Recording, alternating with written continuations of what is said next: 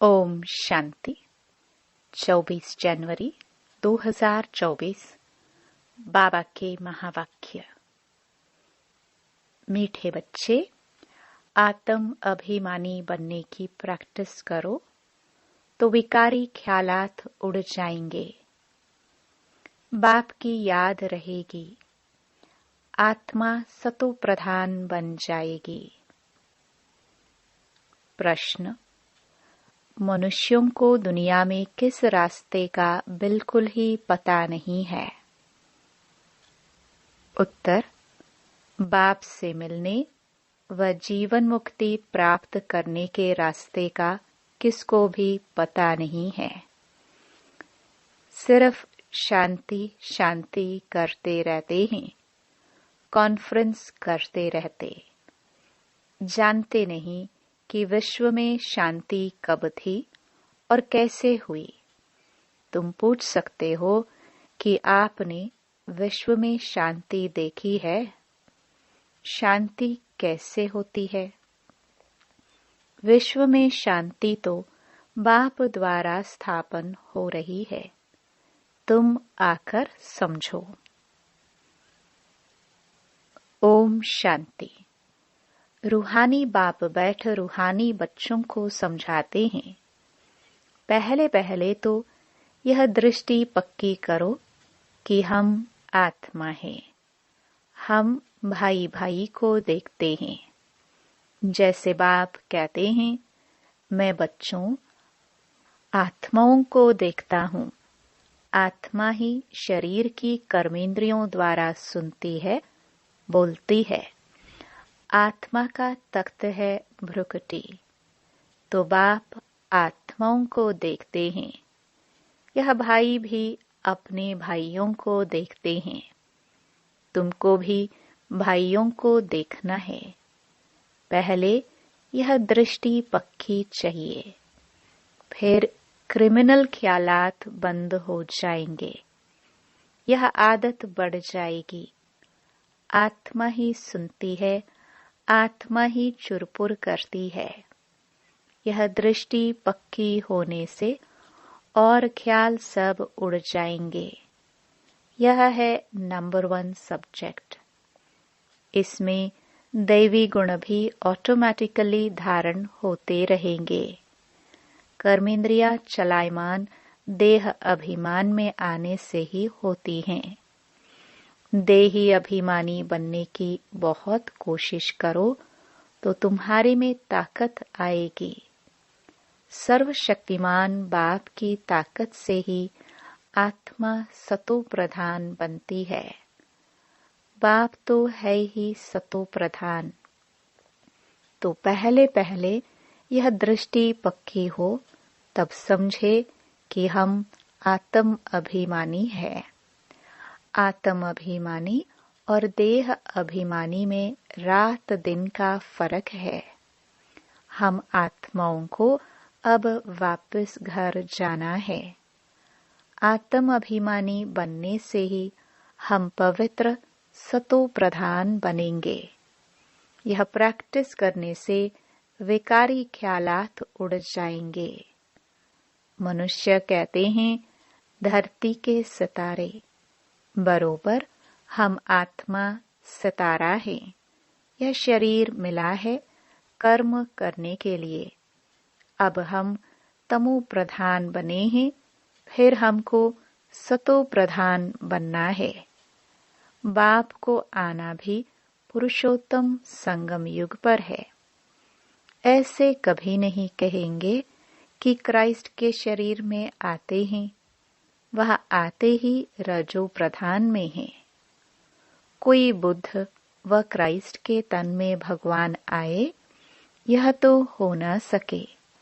वह आते ही एक बार हैं और आते हैं पुरानी दुनिया में नई दुनिया स्थापन करने। तमो प्रधान दुनिया को बदल सतो प्रधान बनाने। वह जरूर संगम पर आएंगे और कोई समय पर वह आ ना सके। उनको आकर नई दुनिया स्थापन करनी है। उनको कहा जाता है हेवनली गॉड फादर। ड्रामानुसार संगम का भी नाम है।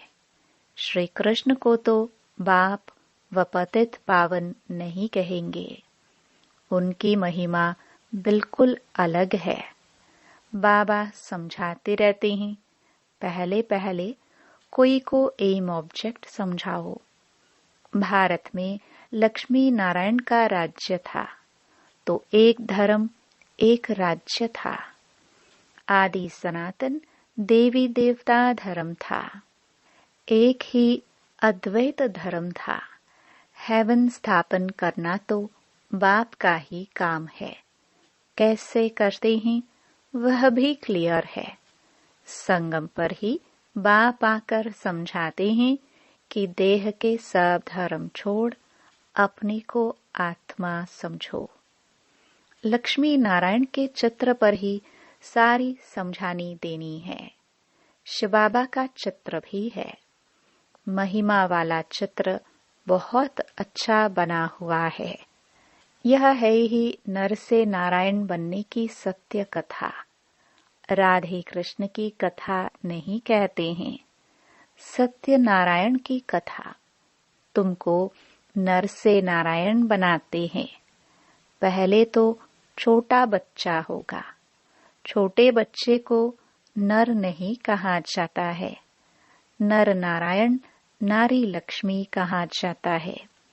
तुम बच्चों को इस चित्र पर ही समझाना है। सन्यासी तो आदि सनातन देवी देवता धर्म की स्थापना कर ना सके। शंकराचार्य तो आते ही हैं रजो प्रधान के समय। वह राजयोग सिखा ना सके। बाप आते हैं संगम पर। कहते हैं बहुत जन्मों के अंत के भी अंत में मैं प्रवेश करता हूँ। ऊपर त्रिमूर्ति भी है। ब्रह्मा योग में बैठा है। शंकर की तो बात ही अलग है। बैल पर सवारी हो ना सके। बाप को तो यहाँ आकर समझाना है। विनाश भी यहाँ ही होता है। लोग कहते हैं विश्व में शांति हो। वह तो होने वाली है, तब बुद्धि में आता है। चित्रों पर तुम अच्छी तरह समझा सकते हो। जो शिव की व देवताओं की भक्ति करते हैं उनको समझाना है। वह झट मानेंगे। बाकी नेचर व साइंस आदि को मानने वालों की बुद्धि में बैठेगा नहीं। दूसरे धर्म वालों की भी बुद्धि में नहीं आएगा। जो कन्वर्ट हुए होंगे वही निकल आएंगे। उनकी क्या फिक्रात करनी है। देवता धर्म वाले व बहुत भक्ति करने वाले अपने धर्म में बहुत पक्के होंगे। तो देवताओं के पुजारियों को समझाओ। बड़े आदमी कभी आएंगे नहीं। समझो बिरला है, इतने मंदिर बनाते हैं। उनके पास ज्ञान सुनने की फुर्सत ही कहाँ है। सारा दिन बुद्धि धंधे में लगी रहती है। पैसे बहुत मिलते हैं तो समझते हैं मंदिर बनाने से धन मिलता है। यह देवताओं की कृपा है। तुम्हारे पास कोई आए तो लक्ष्मी नारायण का चित्र उन्हें दिखाओ। बोलो तुम विश्व में शांति चाहते हो, तो विश्व में शांति का राज्य इस दुनिया में था। फलानी तारीख से फलानी तारीख तक सूर्यवंशी राजधानी में बहुत शांति थी। फिर 2 कला कम हो जाती है। इस चित्र पर ही सारा मदार है। अब तुम विश्व में शांति चाहते हो। कहाँ चलेंगे? घर को तो जानते ही नहीं हैं। हम आत्मा शांत स्वरूप हैं। मूल वतन में रहते हैं। वही शांति धाम है। वह इस दुनिया में नहीं है। उनको कहा जाता है निराकारी दुनिया। बाकी विश्व इसको ही कहा जाता है। विश्व में शांति नई दुनिया में होगी। विश्व के मालिक यह बैठे हैं। गरीब इन बातों को अच्छी रीति समझते हैं। कोई कहते हैं यह रास्ता बहुत अच्छा है, हम रास्ता ढूंढते थे, रास्ते का मालूम ही नहीं तो ढूंढेंगे क्या। ऐसा कोई नहीं जिसको बाप और जीवन मुक्ति के रास्ता का पता हो। शांति शांति कहते रहते हैं, परंतु शांति कब थी, कैसे हुई, किसको भी पता नहीं है। कितनी कॉन्फ्रेंस आदि करते हैं, उनसे पूछना चाहिए, तुमने कभी विश्व में शांति देखी है कि विश्व में शांति कैसे होती है। तुम प्रजा आपस में क्यों मूंझते हो, कॉन्फ्रेंस करते रहते हो, जवाब कहाँ से मिलता नहीं। विश्व में शांति तो अब बाप द्वारा स्थापन हो रही है। तुम कहते हो क्राइस्ट से 3000 वर्ष पहले हेवन था, तो वहां ही शांति थी। अगर वहां भी अशांति होती तो बाकी शांति कहाँ से मिलेगी। अच्छी तरह से समझाना है। इस समय तो तुमको इतना समय बात करने नहीं देते, क्योंकि अभी उनके सुनने का समय ही नहीं आया है। सुनने का भी सौभाग्य चाहिए। तुम पद्मा पदम भाग्यशाली बच्चे ही बाप से सुनने के हकदार बनते हो। बाप बिगर और कोई सुना ना सके। बाप तुम बच्चों को ही सुनाते हैं। यह है ही रावण राज्य, तो यहाँ शांति कैसे हो सकती। रावण राज्य में सब पतित हैं, पुकारते हैं कि हमको पावन बनाओ। पावन दुनिया तो इन लक्ष्मी नारायण की थी। राम राज्य और रावण राज्य में कितना फर्क है। सूर्यवंशी, चंद्रवंशी, फिर होते हैं रावण वंशी। इस समय है कलयुग, रावण संप्रदाय। बड़े बड़े लोग भी एक दो को गुर गुर करते रहते हैं। बहुत अहंकार है कि मैं फलाना हूं। तो इस लक्ष्मी नारायण के चित्र पर समझाना बहुत सहज है। बोलो, इनके राज्य में ही विश्व में शांति थी, कोई और धर्म नहीं था। विश्व में शांति सो तो यहाँ ही होती है। तो मुख्य यह चित्र है।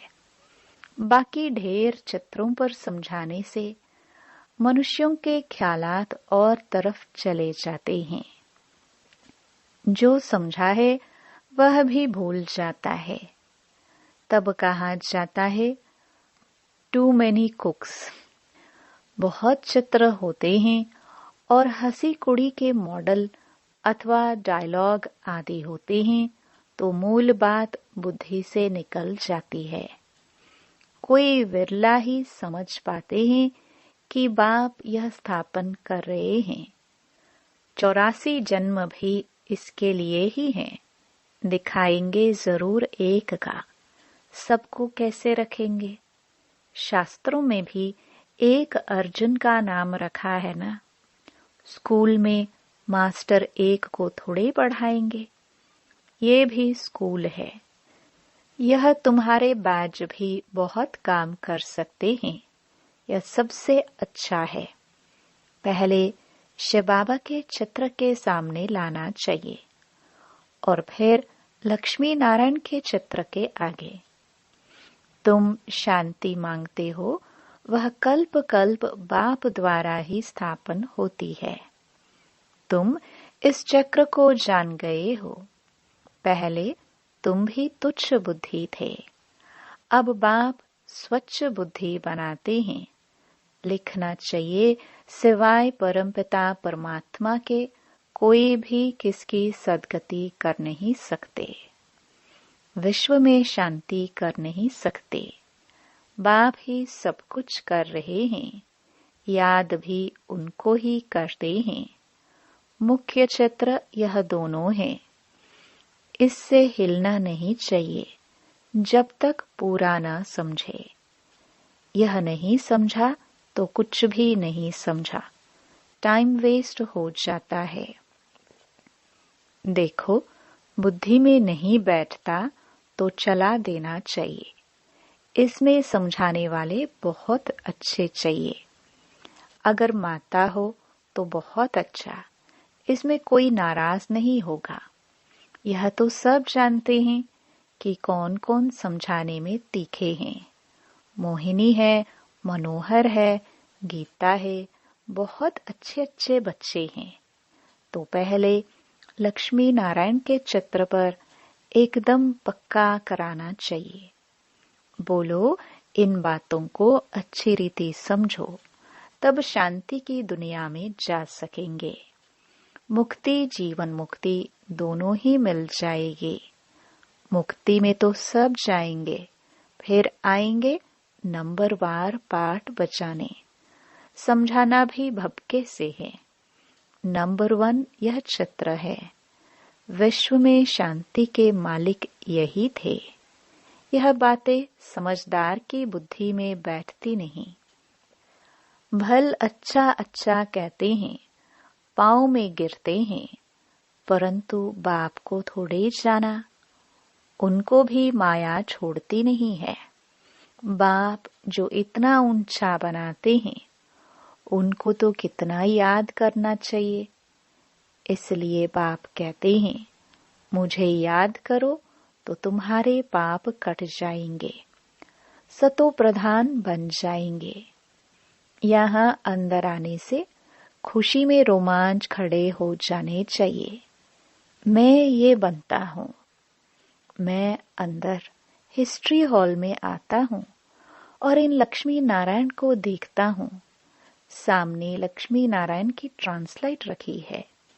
इन्हें देखकर बड़ा खुश होता हूँ। ओहो, बाबा हमको ये बनाते हैं। वाह बाबा वाह।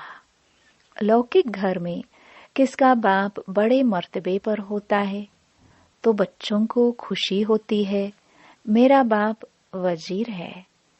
तुमको कितनी खुशी होनी चाहिए कि बाप हमको यह बनाते हैं। परंतु माया भुला देती है, बड़ा सामना करती है। तुम बच्चों को बहुत खुशी रहनी चाहिए, दैवी गुण भी धारण करने चाहिए। आत्म अभिमानी भाव। भाई भाई को देखो तो स्त्री को भी आत्मा के रूप में ही देखेंगे। क्रिमिनल आई होगी नहीं। मनसा तूफान तब आते हैं जब तुम भाई भाई की दृष्टि से नहीं देखते हो। इसमें बड़ी मेहनत है, प्रैक्टिस अच्छी चाहिए। आत्म अभिमानी बनना है। कर्मातीत अवस्था तो पिछाड़ी में ही होगी। सर्विस करने वाले बच्चे ही बाप की दिल पर चढ़ सकते हैं। भल देरी से आते हैं, वह भी गैलप कर सकते हैं, तीखे जा सकते हैं। तुम बच्चों ने पहले की हिस्ट्री तो सुनी है कि इन्होंने घर बार कैसे छोड़ा, रात रात में भागे, फिर इतने बच्चों को पाला। इसको कहा जाता है भट्टी। फिर भट्टी से नंबरवार निकले। यह तो वंडर है जो बाबा तुमको वंडरफुल स्वर्ग का मालिक बनाते हैं। गॉड फादर तुमको पढ़ाते हैं।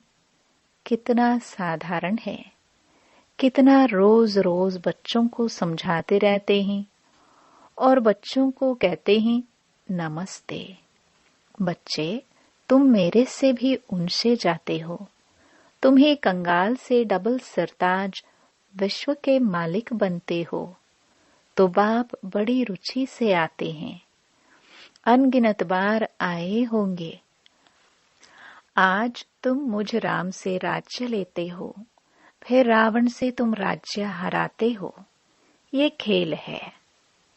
अच्छा, मीठे मीठे लकी सितारों प्रति माता पिता बाप दादा का याद प्यार और गुड मॉर्निंग। रूहानी बाप की रूहानी बच्चों को नमस्ते। धारणा के लिए मुख्य सार। पहला, आत्मा को सतो प्रधान बनाने के लिए एक सर्वशक्तिमान बाप से ताकत लेनी है। देही अभिमानी बनने का पुरुषार्थ करो। हम आत्मा भाई भाई है, यह प्रैक्टिस निरंतर करते रहो। दूसरा, बाप और लक्ष्य। लक्ष्मी नारायण के चित्र पर हर एक को विस्तार से समझाओ। बाकी बातों में टाइम वेस्ट मत करो। वरदान। धरनी, नब्ज और समय को देख सत्य ज्ञान को प्रत्यक्ष करने वाले नॉलेजफुल भव। बाप का यह नया ज्ञान सत्य ज्ञान है। इस नए ज्ञान से ही नई दुनिया स्थापन होती है। यह अथॉरिटी और नशा स्वरूप में इमर्ज हो, लेकिन इसका अर्थ यह नहीं कि आते ही किसी को नए ज्ञान की नई बातें सुनाकर मूंझा दो। धरनी, नब्ज और समय सब देख करके ज्ञान देना, यह नॉलेजफुल की निशानी है। आत्मा की इच्छा देखो, नब्ज देखो, धरनी बनाओ, लेकिन अंदर सत्यता के निर्भयता की शक्ति जरूर हो। तब सत्य ज्ञान को प्रत्यक्ष कर सकेंगे। स्लोगन। मेरा कहना माना, छोटी बात को बड़ी बनाना। तेरा कहना माना, पहाड़ जैसी बात को रुई बना देना। अव्यक्ति साइलेंस द्वारा डबल लाइट फरिश्ता स्थिति का अनुभव करो। जिम्मेवारी को निभाना यह भी आवश्यक है, लेकिन जितनी बड़ी जिम्मेवारी उतना ही डबल लाइट। जिम्मेवारी निभाते हुए जिम्मेवारी के बोझ से न्यारे रहो। इसको कहते हैं बाप का प्यारा। घबराओ नहीं, क्या करूं, बहुत जिम्मेवारी है, यह करूं व नहीं, यह तो बड़ा मुश्किल है। यह महसूसता अर्थात बोझ है। डबल लाइट अर्थात इससे भी न्यारा। कोई भी जिम्मेवारी के कर्म की हलचल का बोझ न हो। ओम शांति।